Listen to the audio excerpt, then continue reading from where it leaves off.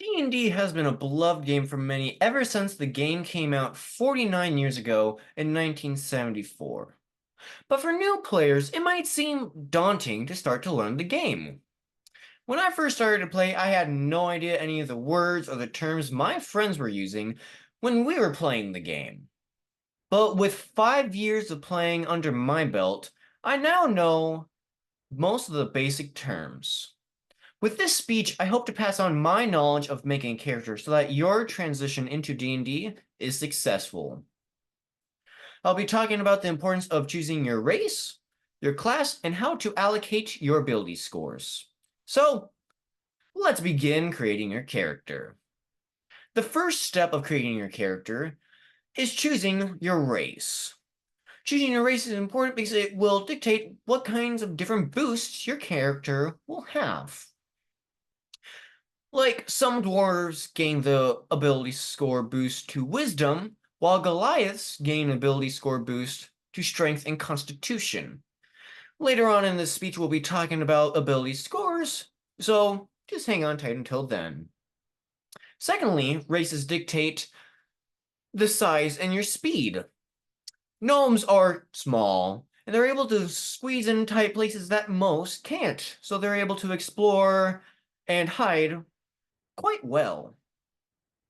Humans can't hide as well or explore as many places as a gnome, but have a much higher speed stat than the gnomes. So there's always trades and balances.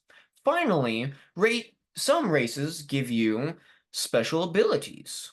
Like Dragonborns, some allow you to fly up in the sky, while elves, they can't be put to sleep magically at all.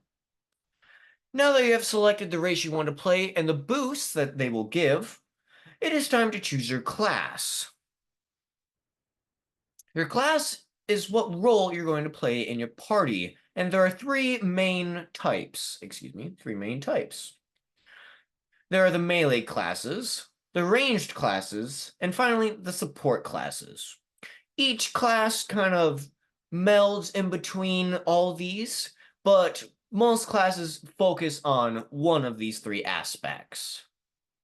First are the melee classes, and they specialize being up close and personal to the enemies. Barbarians are able to be attacking multiple times with strong attacks, trying to defeat the enemies as fast as possible. While paladins are much more tankier, able to absorb and defend against hits that might endanger other party members. Secondly are the ranged classes. They specialize in being able to deal damage far away or being able to put debuffs on the enemies to weaken them.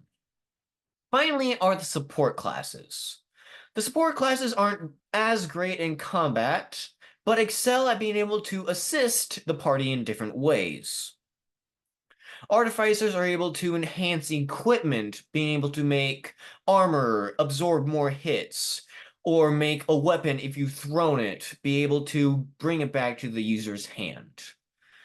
Bards are really good at being able to talk out of situations or boosting allies in different situations. And finally, clerics are good at being able to heal allies back if they've taken damage. With your race and your class chosen, the final part of creating your character is assigning ability scores. Ability scores are basically how well your character is at doing something. The 6 ability scores are Strength, Dexterity, Constitution, Intelligence, Wisdom, and Charisma. Strength is how strong your character will be. Dexterity is how fast, how smooth a character is able to move. Constitution is how well their body is able to take hits. Intelligence is how smart a character is. Wisdom tells you how wise they are. And finally, charisma are how well they're able to talk to people. Depending on the class you have picked, it's best to put your points in abilities that best suit that class. Barbarians primarily use their strength to deal massive damage. Rogues are able to want to use dexterity because they're sly, they're smooth. And wizards need to use intelligence because that's how they will mainly attack. Now that you have set all of your ability scores, congratulations! You have completed creating the basics for your character. Now let's review what we have discussed. We first talked about the importance of your race. Secondly, we talked about the importance of your class. And finally, we figured out what are the ability scores and how they affect your character. D&D is a game where your imagination is able to run free and to explore new and fantastic worlds. So use this knowledge to help shape your very first experience in a whole new world. Thank you for listening.